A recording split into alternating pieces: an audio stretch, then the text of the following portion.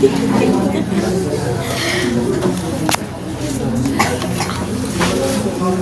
ko din ng iPhone 14 ni May.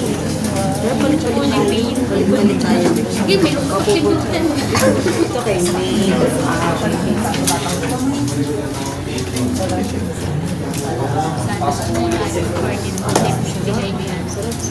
Nainabot na. Sa'yo na. May na. Deserve mo naman dito. Kasi 75% ka sa school. 75. Hindi, bigla ko. Dito lang.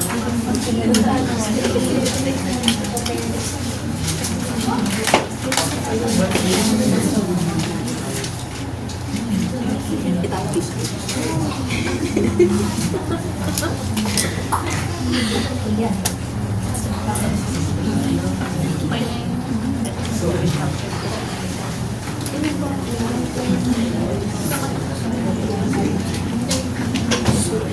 Mabait na rin. Alam ni Mami.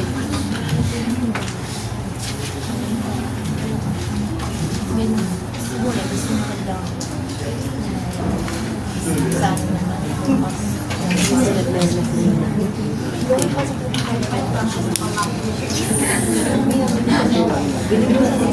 Alright, sige, let's start. May mga nasa labas pa ba? O lahat na dito na? May mga dito na natin na class.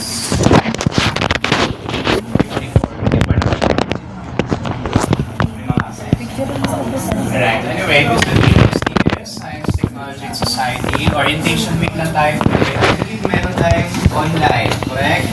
Online natin, schedule Mondays. Unfortunately, wasn't able to attend the online class kasi naman, since beginning of the week or beginning of the classes, marami talagang mga conflicts. So, pero, to be, I believe na puntahan ko na yan sa Kato. Kung makikita nyo, kung nandun na ba ako as teacher or wala pa. So, rest assured that when time, no, kapag okay na, smooth na lahat, and then nakakahinga na ng maayos yung ating BPAA, itatag din kayo doon. So, count na muna natin for the Monday, lahat kayo naka-attend, or lahat pa kayo pumasok. Ako lang yung wala. Sige, so perfect attendance kayo doon sa Monday natin. Now, for the Tuesday, for the Wednesday, this will be our scheduled on-site class. So, for the starting week, orientation lang, more on regulations, how will you, short reminders on how will you, drive on the semester para makakuha kayo ng grades na gusto niyo. So, by the way, my name is Riboy Villardo and you will be my class for 10:30 to 12. Okay, on-site. And then online, ganoon din ba? 10:30 to 12? Tama? Para Monday lang. Okay? So, from College of Arts and Science din, no? So, I also teach in College of Nursing. So, yung mga laboratories naman nila. So, for the semester, week orientation na tayo. This will be our topics, no? So, topic natin sa orientation, vision, mission, and core values of WCC. We'll be talking about yung ating course natin, description, just to describe and, to set expectations of ano yung magiging lakad or takbo ninyo under my class, no? What else? Grading system, course outline, para aware kayo, no? Lahat na kung ano yung mga topics natin in the future. Grading system and then the requirements. What else? Teaching learning approach. Papaliwanag ko mamaya kung paano natin kukunin yung SES for the semester. Academic consultation, importante ito kasi ayaw ng problema. Gusto nyo ba ng problema? Hindi, parehas tayo. So, all students should be able to complete their orientation session para may understanding tayo, may agreement tayo na at the end of the semester, baka sabihin nyo, sir, bakit 98 na ang grade ko? I'm expecting to get 100. Napagbalita ko na sa nanay ko, sa tatay ko, 100 ang grade ko sa STS, pero 98, 99 lang. No? So, mahalaga, nakaka-attend kayo ng orientation natin para lahat kayo ay informed. Yes? Sir, may kukunin lang po sa labas na ito na yung phone. Listen. Okay? So let's now start with vision, mission, and core values. Since you are second year already, I know familiar kayo sa vision and mission ng school. Tama? Yes. Yes or no? Yes. O sige, let's start with the vision. What's the very first word sa vision ng WCC? Natatandaan? Anong word ang pinaka-umpisa? Christ-centered ba? Sa vision. What's the very first word? We are The word we. Tama? How about in mission? Anong first word ng mission? Yung WCC mismo. So for vision and mission, nakibasa na lang din. Papalikan lang natin yung kanyang vision and mission. What WCC envisions is that to produce a student, no? To produce a member of the society that is sabi dyan, validated, no? Highly competent, and then relevant sa industry natin. Since you are taking course na RadTech, no? Mahirap ang RadTech.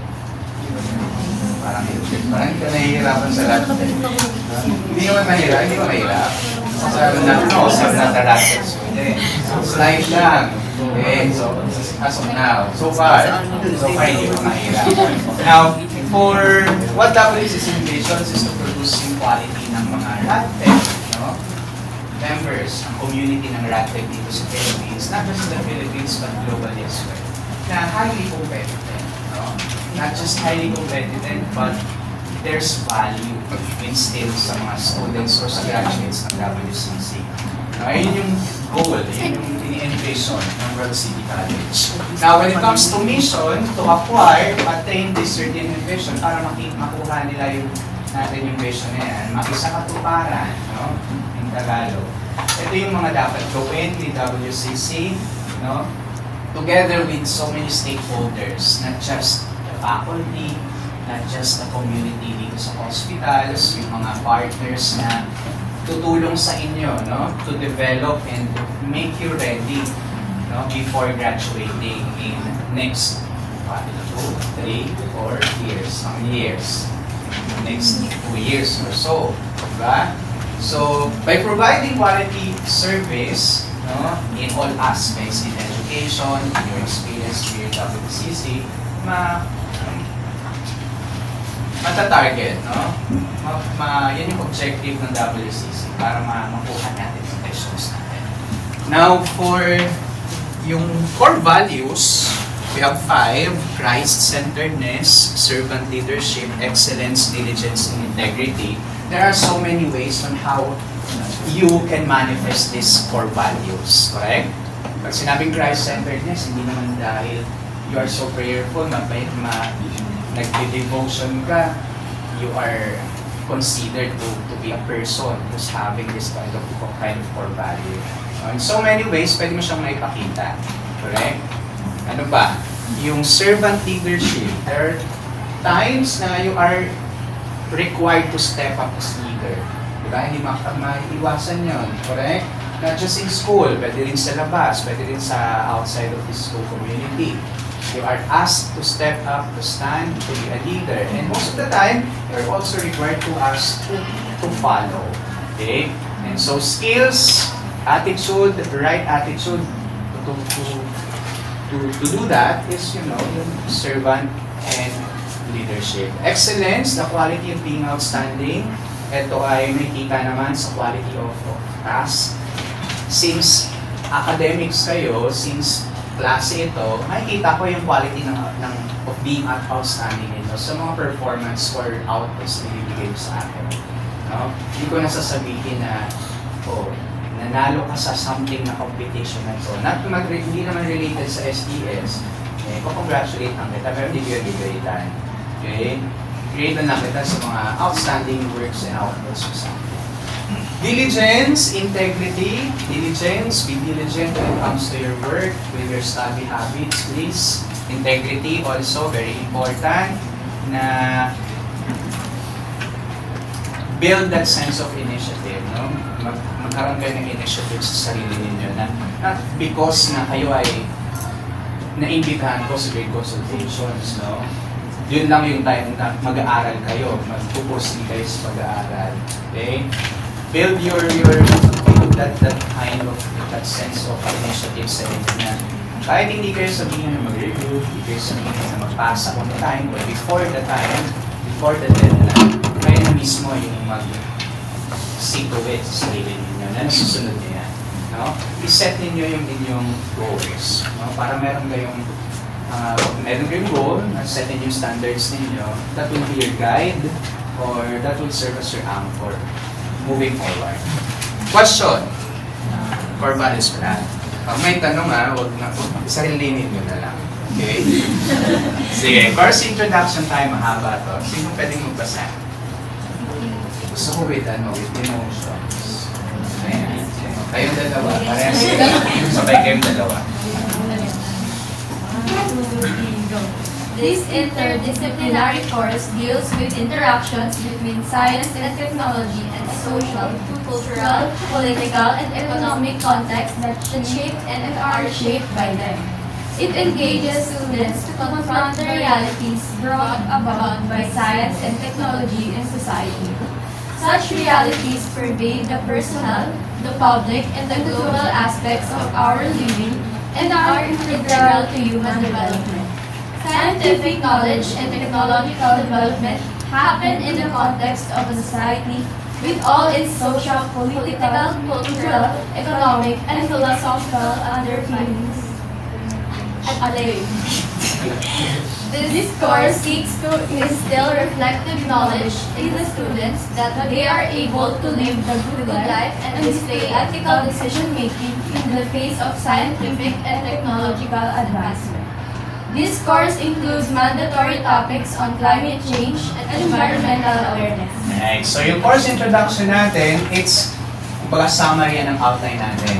There are terms in our course introduction, nandiyan sa screen natin, that will be your main topic as the week goes by. So since this is interdisciplinary, we'll be talking about science, technology, the advancement, no? And then how it affects, how it shapes the community, the society. Okay.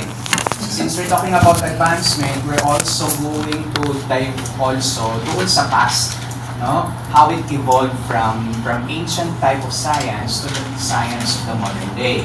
And then also, paano ito na-apekto sa decision making, no? Sa population ng isang lugar, sa kanilang mga law enforcements or anything na, very important or vital sa progress ng isang society. No? So hanggang sa climate change and environmental awareness, we'll be talking about on how pollution changes, no? Yung economy ng isang bansa, paano ba kayo makakapag-provide, contribute into nations building as someone who's in the field of science. Diba? Ang RadTech ba ay nasa field ng science? Yes. RadTech means radio, radiology, radiologic, technology. O, yun, from the course pa lang ninyo, meron na kayong technology, di ba? Ano bang mga trabaho ng RadTech? So, kailangan maraming nasabalikan ng buto, no? Tama, no? Kailangan maraming napipilayan, di ba yun? Kailangan maraming puputulan ng paa, kamay, pwede sila. So, kayo pala, pupuntahan kapag may gano'n. So, kapag, to fully materialize at ma-carry out ninyo yung functions ninyo as a member of the community. Kasi without RadTech, without you, future, ano ba tawag sa inyo? RadTech, technicians, radiologic technologists ba ang tawag sa inyo? Without you, sinong mag-cater sa mga kasaway na napapalitan nito? Diba? So, ano yung mga contributions ninyo, no? So, hindi lang kayo, other part of the community, we'll be talking about their contributions, no? So, pagdating sa socio-political, cultural, economic, philosophical underpinnings, ano yung mga underlying na naging reason din para ma-change din yun or magkaroon ng changes, no? positive man yan or in a negative change sa society natin because of science and technology.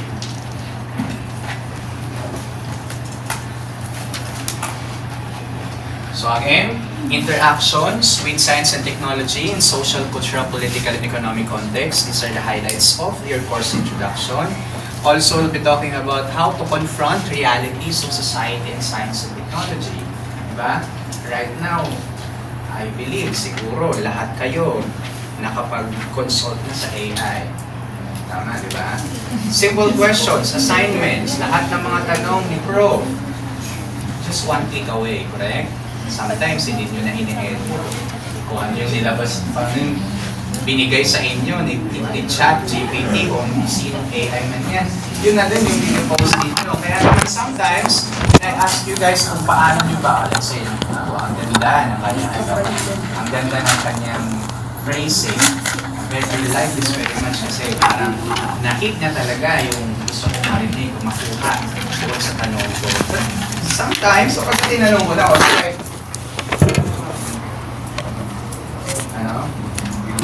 nakakanga na lang daw siya. Okay? So, nakikita ko doon yung hindi nagkakaroon ng mismatch ito. So, one societal issues na nakikita natin. Although this type of advancements are beneficial in a way, meron din silang, sometimes kasi na-abuse na sila. Okay? Hindi ko sinasabi na dito yung nag-abuse ng mga kaya nasa harapan. Okay, so also, instill reflective knowledge to live the good life and display ethical decision. So yun, itong pangatlo, nasa finals natin ito. How do we define good life? How do you define good life? I can define good life based on my terms, based on my experience. And my definition of good life might be different sa definition mo, correct? Diba? For example, may mga tao that simple living brings, di ba? Happiness to them. Iba naman, hindi matatapos ang linggo na hindi nakapa-party para ma-consider niya na he or she is living the life to the fullest, di ba? So, iba-iba yung definitions natin. And based on that, how do we make our life decisions? And ano yung consequences ng mga decisions natin? Okay?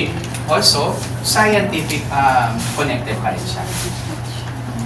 So let's talk on the outcomes, module titles natin, modular numbers natin. Meron lang tayong tatlo, 1, 2, and 3. Number 1, general concepts of STS, historical developments, more on the prelims science to. Module number 2 natin, science, technology, and society in the human condition. Paano ni-reveal ni science and technology ang mga attitude, no, ng bawat isa sa atin. Paano tayo binago ng science and technology? Dati, paano ba mag-farm? Paano ba mag-pasto? Ngayon, online na, nagpapasto na, di ba? Nag-grow a garden na lang. Kailangan mo mag-research madaling araw, kasabay ng manok, para lang makapunta at matapos na walang ganong kainit na tanong, di ba? So ngayon, kahit madaling araw, gising na kayo. Okay? Number 3, specific issues in science and technology and society. Dito papasok yung kanina natin pinag-usapan, climate change, environmental awareness, or on the midterm or final exam, or final term na to. Sige, isay natin, prelim term, general concepts, magbago tayo ng topics. So starting with the week 1, ito yun, orientation of course, no? And then a short introduction to science and technology society. So probably we'll be doing our orientation online Monday next week. Okay? And so I hope na lahat kayo ay online. Although I will not be able to check or monitor kung lahat talaga kayo nagsistay sa class A. Hindi pa kayo nagsistay. Sila dito yung naglalapit lang tapos nag-aalmusal, nagtalo sa kapitbahay, no? O kaya natutulog ulit. Okay. Sino yung meron dito? Meron ba dito? Yuwa. O kapag tinawag ko lang sa classmate, for example, student, ganito, what's your comment on this issue? Tapos pag wala pa, sabihin nasa kapitbahay, tulog, or something. Ha? So, ganun lang. Doon na tayo mag-orientation. Doon na tayo brief introduction ng science and technology. Monday next week na. So, orientation na tayo today. And then, for second week natin, historical antecedents of science and technology. A little going back to the past. Ano yung mga form of science back then, no? Nung panahon pa ni, no? Poncio Pilato ba?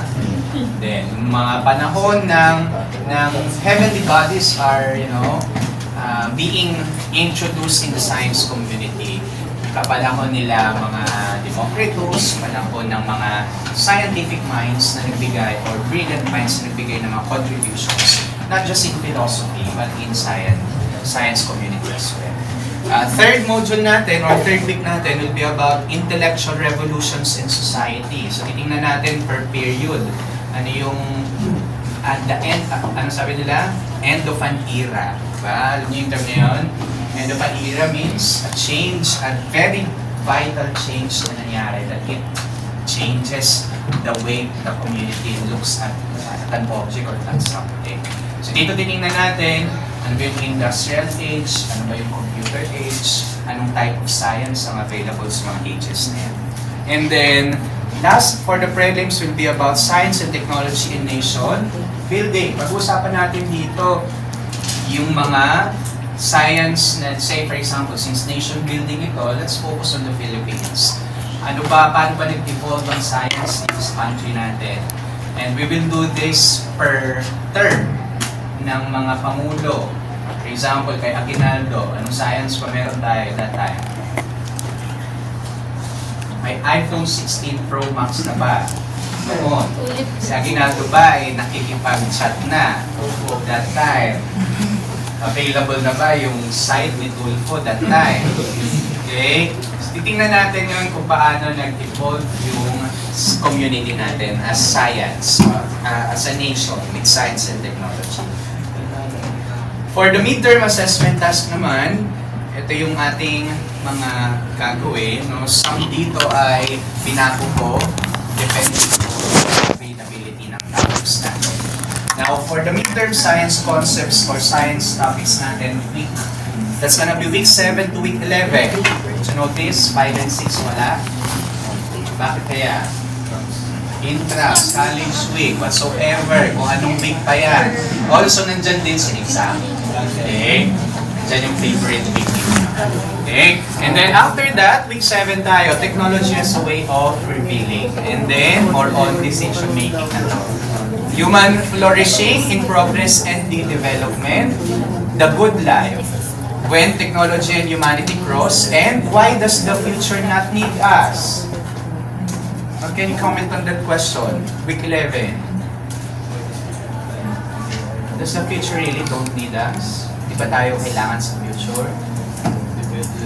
Depende. Bakit? Or radiologic technologies. Kailangan ba kayo sa future? Kailangan na kailangan. Kasi di ba? Marami pa rin magbabalikan ng buto in the future. Ganun ba yun? So, ito yung mga topics natin for the mid-term. So, ito rin yung mga midterm assessment tasks natin. Some are done individually, some are by group, some will be in pairs. No? Some are required to present in front of the class, some din ay personal din ang kanyang submission. Now, for the final term, specific issues, focusing on the specific issues in society and in technology. Week 13, the information age. 14, biodiversity and the healthy society. 15, genetically modified organisms, yung mga GMOs and gene therapy. The nano world for 16, and 17, our last week. We'll be talking about climate change and environmental awareness. And for experience, as per your experience, how do you enjoy final term? Sa tatlong term, prelim, midterm, finals. Finals ba ang pinaka-favorite nyo? Yes, bakit? Malapit na kayong matapos. Malapit na katapusan nyo. Ano ba yun? Yes. Ayan. So, during midterm exam or midterm natin, medyo naghahabol siya, no? Yung grades ninyo, lahat kayo, yung mga hindi nakapag-consult ng grades sa akin, kapag sinabihan ko na student A, ito yung grades mo, anong gagawin natin, no? Meron tayong mga procedures when it comes to that. Or kaya naman, kung gusto nyo ng INC na grade, pwede rin naman yun. Kung gusto nyo naman ng failed grade, 5, at ang grade natin sa failed. Ang 3 ba ay failed? Okay, so 5. Kapag ka naman drop, sa drop hindi naman magkaka-problem kasi kung saan tinatagal ng system, mawawala na sila agad. So, yun yung pag-aaralan natin for the final term. So, these are the final term assessment. Okay? So, meron tayong gagawin dyan. Ito yung mga gagawin natin for the final term. Grading system natin. Ayan. So, prelim grade, just to be reminded that your grades are what? You need to work hard for your grades. Especially if you are on a scholarship program. For example, di ba? Sino dito na nasa scholarship program? Scholarship ng parents. Lahat ba kayo scholar ng parents ninyo? Meron ba dito scholar ni Mayor? Mayor Joy? Wala? Ni Vice Mayor? Ni Governor? How about the World City College? May scholar ba dito sa World City College? Ayan, nasa grade ninyo, mga ina. May mga ceiling grades pa kayo na hindi dapat yatin? Mga ceiling grades ninyo? Kapag 50% wala pong lower na. Okay, so 50% of your grade for the semester should not be lower than 2. Okay, sige. Gawin na natin ano sa inyo, 225. Sa Oh. kanya lang. O 175, pwede yung 175. Or 2, pwede yung 2. Kasi 2 is what? It's not lower than 2 eh. Diba? So any score, any grade 2 and up is enough. Correct? So ang grade natin, final grade, will be determined on your performance for the 3 terms. How you perform during your prelim, your midterm, and pre-final will greatly affect your pinaka-grade, your final grade. And this grade will now show up doon sa portal ninyo, sa record ninyo. And then to get the final grade, all we have to do is to sum up all the term grades. Final, prelim, and then the midterm, and all divided into 3. So yun yung aming ilalagay. Although, meron tayong transmutation table, correct? So yung nako-compute namin, hindi pa yun yung grade na lalabas sa 4 portals ninyo. Ita-transmute pa namin yan para takasin palalo namin. Okay? Kaya naman kapag ang grade ninyo ay 3, 275, 5, pinataas na namin yan. Ano ibig sabihin nun? Okay? Naipataas na namin yan. Ibig sabihin, if you are getting grades like this, very minimal ang performance mo. It's either hindi ka pumapasok, nonchalant ka lang sa klase, diba? O kaya naman may sarili kang mundo, o kaya naman nasa ibang lugar yung utak, diba? You are preoccupied for whatever reason. Correct? Nanganak yung pusa nyo, hindi ka pamakali, hindi ka makapag-focus dito. Diba? So, things like that will greatly affect yung kung paano kayo mag-grade. And also commitment, since you are now sa second year, is it already too late to back out sa course ninyo? Yes or no? Yes. Sino dito ang may mga slight thinking na mag-change ng course? Ano ba dito dinasampal na ng katotohanan na lumipat ka na ng course? Wala. Nagpupumilit na pumasok sa RADTEC. Na nangangarap na matatapos niya ang RADTEC or whatever sacrifices ang gagawin niya. So, since kayo ay nasa second year na and you think that it's already too late to back out and change career or change academic progress or path, whatever, commitment is very vital. No? Be committed, no? Kasi dun magbabase kung paano kayo mag-perform sa semester na to. Okay? What else? Teaching and learning approach natin will be sometimes I'll be doing the lecture, sometimes I'll be asking you to present a topic within the class. So you have the chance to speak up in front and then heard as well. Okay? So yung topics na yan, ina-announce ko naman kung meron tayong presentation o kaya hindi. No? So hindi araw-araw may presentations tayo. Sometimes, may mga terms na purely ako lang nagdi-discuss or ako lang nagdi-lecture. And so, since ang ating learning approach ay blended, meron tayong online, meron tayong on-site, yung ating assessment ay blended din. Sometimes, meron ng activity on-site, meron din ng activity online. Okay? For the sessions natin online, via Orange app, via Class-In, no? And then on-site naman, Room 303, tama? Annex. Bago ako, anong klase ninyo? Dito sa Annex, ha? Oh. Okay. So, natatapos kayo ng what time doon? 10:30. So, wala kayong chance mag-ating class. Wala kayong chance mawala ng parang bula kasi nandiyan ako sa labas to, to get in after your BCom class. Okay? So, yung on-site natin yan. Now, for academic consultation, ito ay ginagawa a week or week after the major exams. Ano ba yung mga major exams natin?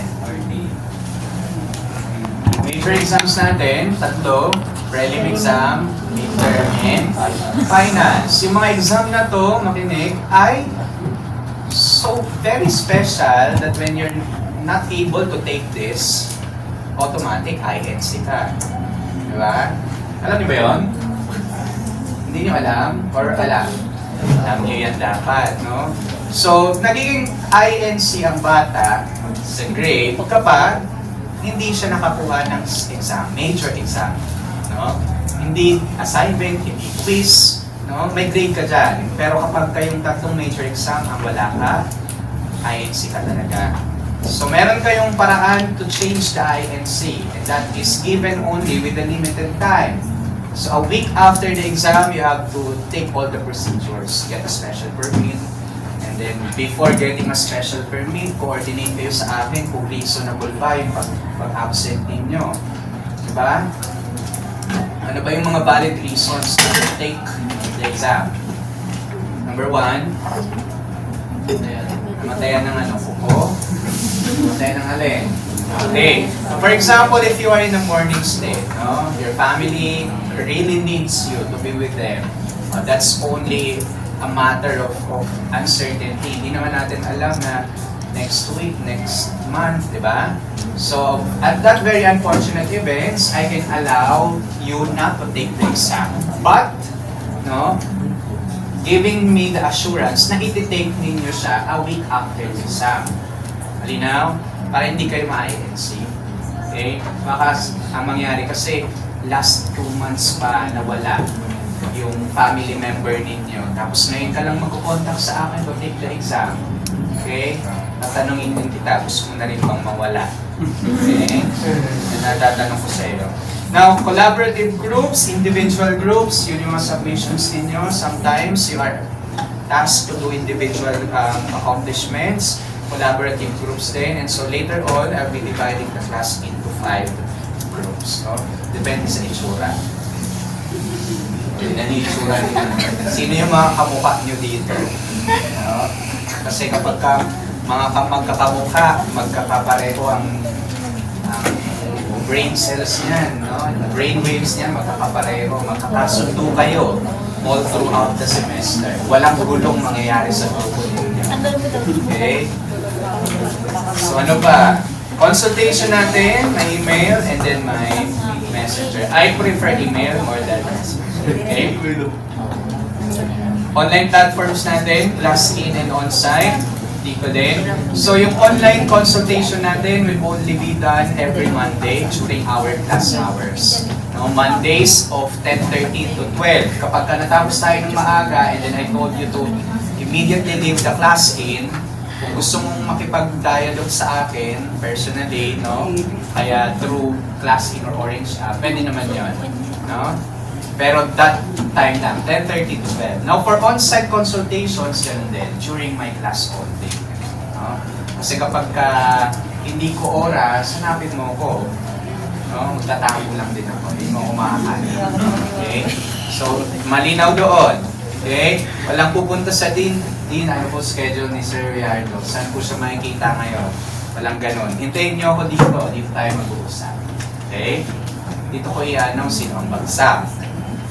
Gusto niyo ba yun? O gusto niyo personal para makita kung paano, kung luluha ba ang left eye ninyo? Kasi kapag lumuha ang left eye, pwede kong ipasa. Pag yung left eye, ang unang pamatak ang luha. Pero kapag hindi, final, irrevocable. Yan ang grade mo for the SEM.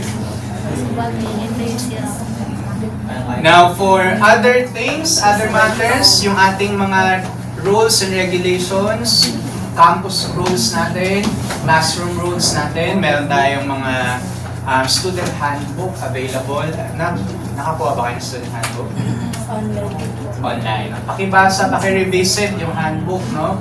Kung ano yung mga do's and don'ts, ano yung mga allowed and not allowed dito sa loob and labas ng classroom, sa hallway. Okay? So, course policies din. Ito yung nabanggit kanina, yung mga grading system. Lahat yan, nasa syllabus na i-upload ko sa Orange app natin. Lahat pa kayo nasa app na, Orange app na? Lahat na ba na-approve ko? Pati ito, hindi ko na-approve. Ha? Actually, lahat yan, hindi ko na-approve. Kasi nga sabi ko, galing ko sa ato, nagpapasok na sa site ko. Okay, question. So, uwi na tayo. Yes!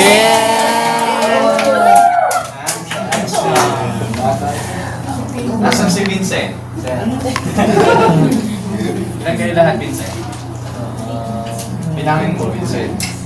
Lagyan mo nga na number.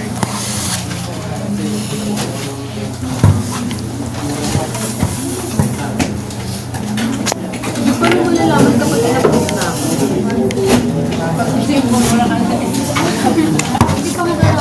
Hindi, titignan ko lang kung meron na akong ano. Sino na yung mga nag-approve sa akin. Sino po sa kanya?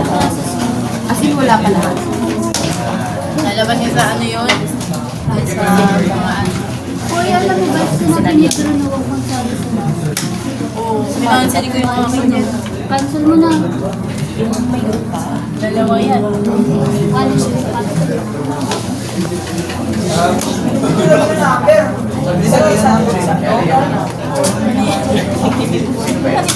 Parang wala naman ako.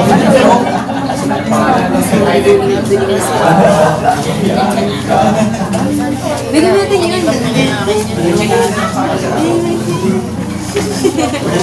Sa iPhone.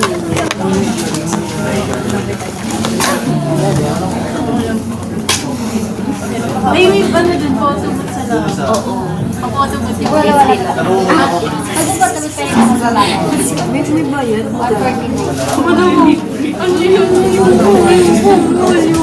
May pasapak na lang. May audition ako sa Sa kapit, hindi ko kumain. Sa kapit, ikaw. Yun mo. Ito na nga yung Jollibee. Jollibee ka mo. Uy, ang ganda na ng YouTube. Haba na nga eh. Tapos siguro yung pando niya, tapos na naman. Hindi. Mababa na yun. Mababa na ito. Okay, next groupings ninyo. This will also determine how will you sit, no, your sitting arrangement. So you'll be sitting together with your members. Yeah. Okay, so first 8, we have Vincent. Francis Painaga. Yes, Pinyaga. Infantado, Bautista, Naive, Senya. Senga. Ildefonso and Vasquez. You'll be group 1. Let me see the hands of these people. Sino kayo?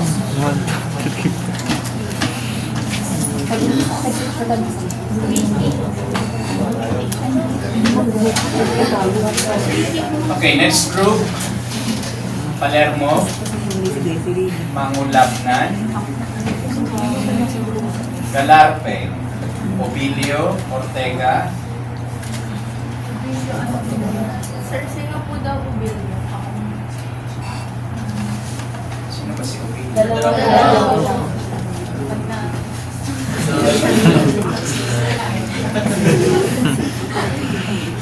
O, yung dalawang Obilio magka-group na para hindi namin mag-problem. Okay. So we have group 2. Yeah, Palermo, Mangulabnan, Galarpe, Obilio, Ortega, Obilio, Villa Alba, and Avendano.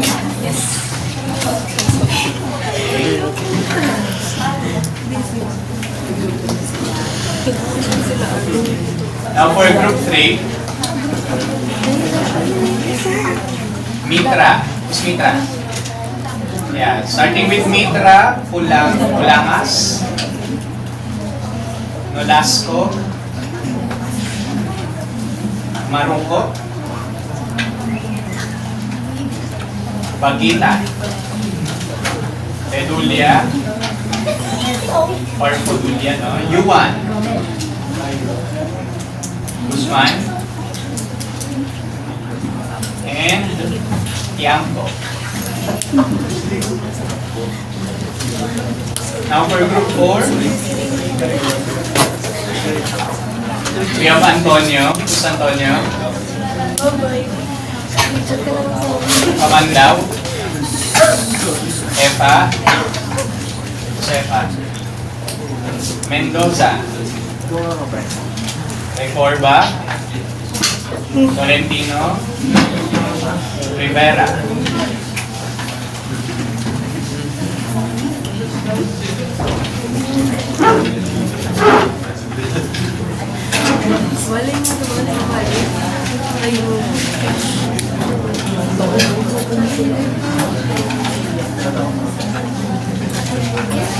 Rivera and Tabarao. Tabana. Where's Tabana? Alright, your group number 4.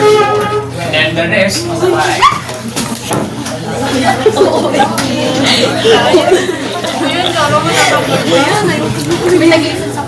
for group 5, we have Costa. Who's the Costa? Mondejar, Muega, Dizon, Agunsan, Pinluan, Lamente, Briones, Brigino, and Arebo. Credo. So you'll be group 5. Okay, so for the next meeting, bahala na sila sa buhay nila. Okay? Unless gusto nyo silang ipalit sa position nyo, kayo ang mawala ng group. Ilan ba ang wala? Dalawa lang?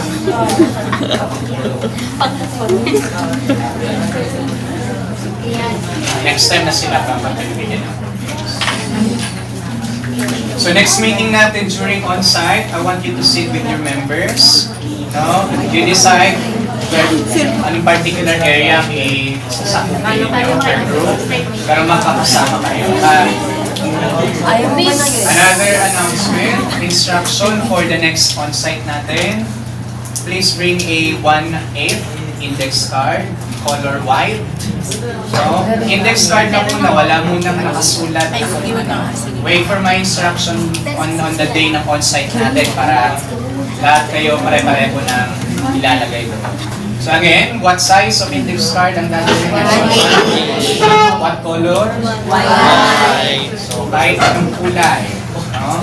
Basta white. Okay, what else? One by one, gusto nyo bang picture? Lagyan ng picture? Hindi na po. Kung lalagyan nyo ng pictures, who am I na to, you know, not to stop you doing that. Kung yan ang ikaliligaya mo, lagyan mo ng picture. For as long as that, family picture dapat yan.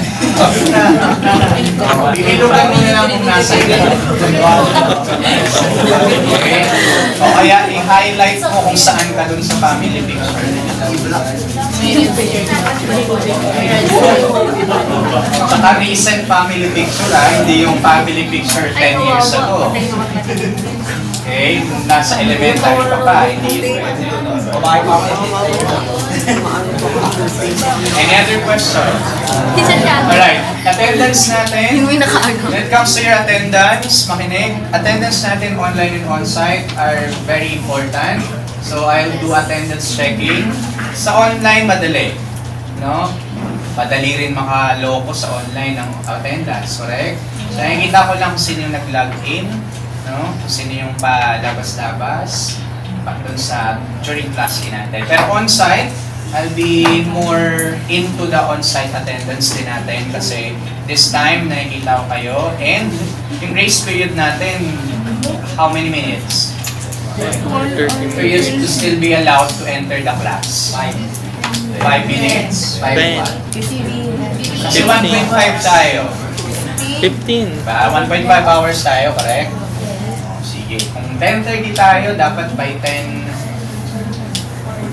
Well, the standard class is 15 minutes before the class dapat nandito kayo. Before the class. Since wala naman kayong pupuntahang ibang lugar, dito rin naman kayo, di ba? So, kung meron lang din na umabsent ng PCOM at gustong pumasok ng STS, okay, grace period ninyo will only be 5 minutes. Tama ba? Gusto nyo? 5 minutes? Okay, 5 minutes, so 10:35. No? Beyond that, you will be marked late. And treat late, no? Accumulative yan, not consecutive, will be considered as one absent. And if you incur 20% of absences, these are unreasonable, no? May mga invalid without reasons, without medical certificate, walang ano pa. Yan ay automatically equivalent to 5.0 sa card, sa grades ninyo. Malinaw? Kasi baka sabihin ninyo, bakit ganito yung grade ko 5.0? Nagpakita naman ako during major exams. Okay, present naman ako nung prelim exam, midterm exam, and final exam.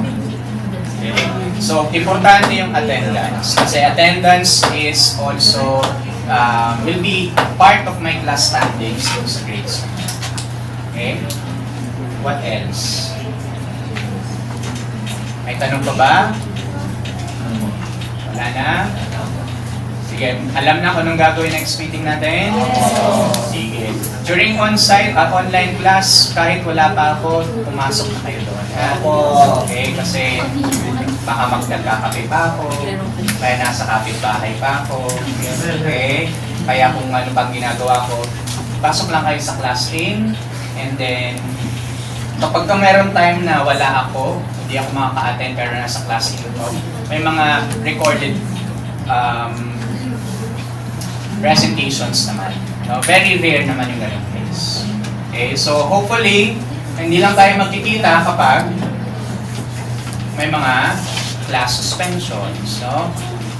Kapag may class suspensions at meron tayong schedule, automatic for on-site and online, wala na rin.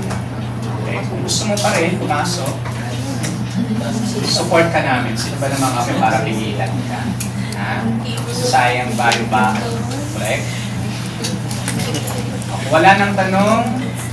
Wala nang may gagamit ba ng next room? Next kayo pa rin ba?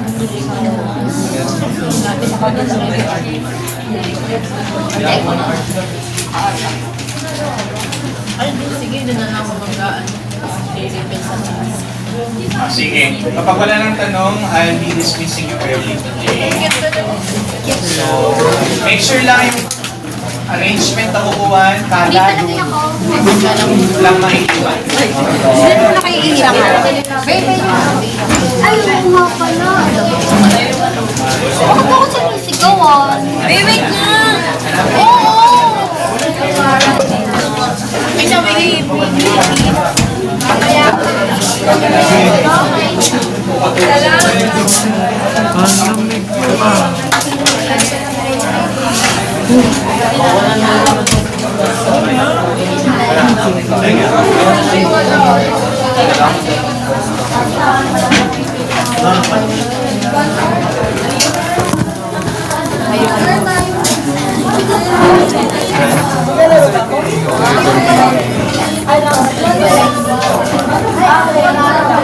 Guys, wait lang 2 minutes.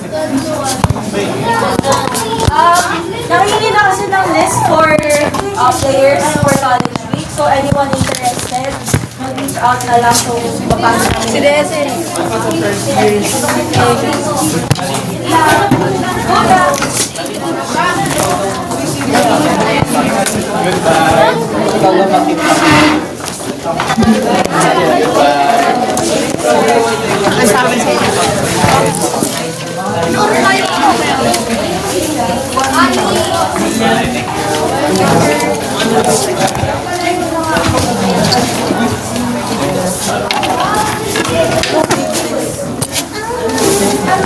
Ano